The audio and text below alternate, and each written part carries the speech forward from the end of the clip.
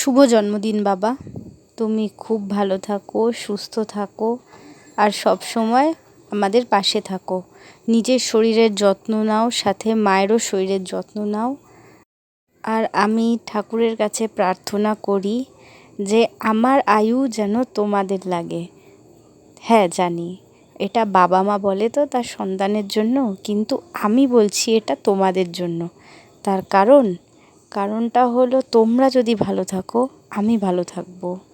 কারণ আমি সবসময় তো তোমাদের কাছে যেতে পারি না, তোমাদের কাছে থাকতেও পারি না। তো শুধু ফোনটাই হচ্ছে আমার সঙ্গে তোমাদের যোগাযোগের মাধ্যম। তাই জন্য এত দূরে থেকে চিন্তা তো হয় তোমাদের জন্য। তো আজকে তোমার শুভ জন্মদিন, তাই আমি এসব কথা বলতে চাই না।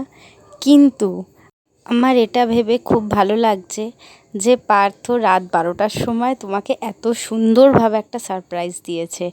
আমি চাই তোমরা সবাই এইভাবেই একসাথে থাকো। আর আমি ভিডিও কলে ছিলাম, আমার খুবই ভালো লেগেছে, কিন্তু আমি যেদিন যাব সেদিন আবার একটা সেলিব্রেশন হবে।